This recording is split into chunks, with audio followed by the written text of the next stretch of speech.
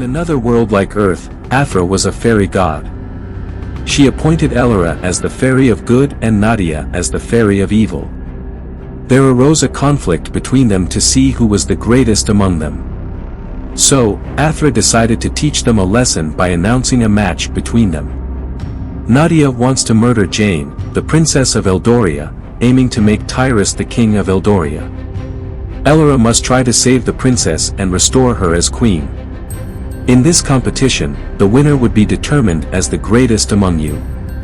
Both enter the match with the help of their fellow fairies. Twice, Elora saved the princess from plots to kill her. Elora looked into a magic mirror to find out who Tyrus's enemy was and discovered that Tyrus's wife, Louise, was the one. She tried to find out the reason.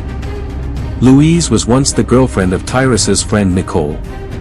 Tyrus, enchanted by Louis' beauty. He asked his brother Vagan, the king of Eldoria, to go to Louis' house and ask her. Hearing him, Vagan also went to Louis' house to ask for a girl. A king's entourage stood in front of Hulder's house.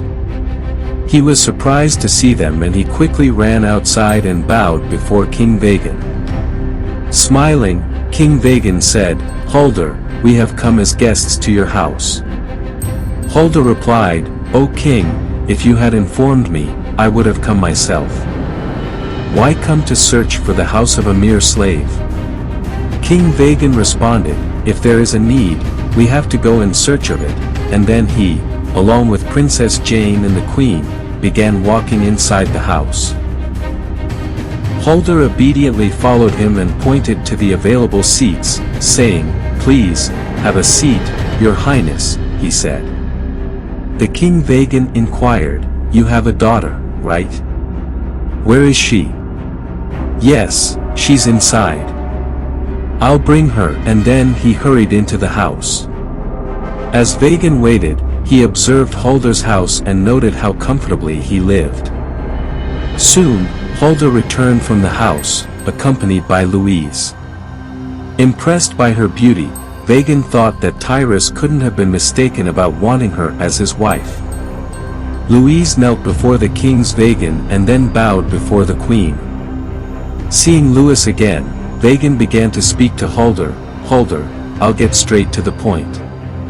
We admire your daughter, and I would like to propose a marriage between her and my brother Tyrus." With a regal posture, he asked, "What do you think?" Not only was Hulder shocked by Vagan's question, but Louise was too. Hulder hesitated before saying, "O king, my daughter must be lucky to marry into a royal family. My lord, please forgive me, but her marriage to someone else has already been arranged." A bit surprised, Vagan asked, "Whom is she going to marry?" Reluctantly, Hulder said, "She is marrying the vice commander, Nicole." "With Nicole?" "Well, I'll take care of him," Vagan said. "You must give your daughter in marriage to Tyrus," he declared with authority. He said with fear, "O king, please speak to my daughter, even though I don't have the power to respond to your words." Vagan asked, "Louise, are you interested in marrying my brother?" "Lord forgive me, Nicole and I have been in love for years. We've even set a date for our wedding. Your brother Tyrus is aware of this too. Knowing this, did he send you to our house?" She asked the king with some courage. Vagan felt a bit surprised by what she said but kept it hidden.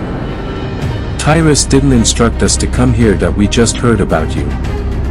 He made sure that Tyrese didn't know we were here." Sensing the situation, the queen asked if Tyrus and Nicole were close friends. She confirmed, "Yes, both friends visited me yesterday." The queen then asked, "Had you met Tyrus before yesterday?" Louise replied, "No, Nicole only introduced me to him yesterday." Realizing that Tyrus has sent them with some plan, the queen said to the king, "Okay, let's go." She stood up and told the king that it's impolite to ask a woman who is in love with someone and about to get married.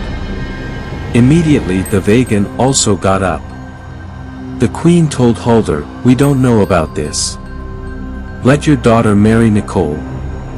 Please forgive us." Then, she left. The carriage, guarded by soldiers, headed towards the palace. On the way, King Vagan was lost in thought. The queen asked him, "Why did your brother send us to Huldah's house even though he knew Louise was his friend's girlfriend?" The king replied, "I don't understand that either. I'm thinking about it."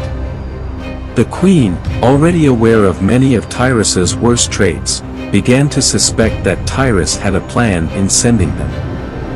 She wondered what his intentions could be. In the palace, Tyrus couldn't sit still and paced back and forth. Louise occupied his thoughts entirely. He couldn't imagine what might be happening at Huldah's house where the girl had gone to ask. Outside the palace, Tyrus heard the king approaching and hurried outside. At the palace gate, he eagerly asked the Vagan, "Did Huldah give permission for the marriage?" Angry and frustrated Vagan, "She's your friend Nicole's girlfriend. They have already set a date for the wedding. Knowing everything, why did you send us to Huldah's house?" Tyrus realizes that Vagan has distorted the truth. "Has Huldah agreed to marry me to Louise?" he asked with a hint of anger. "Even if they agree, I won't. She's your friend's girlfriend." "It's like betraying your friend," Vagan said angrily. Tyrus revealed that he knew about the infidelity. He asked the queen about what they had said. To Queen Tyrus, they told the truth. "We didn't ask for it back, we came right away." She advised it's wrong to try to reach a friend's girlfriend, Tyrus. Not loving her advice, Tyrus left angrily.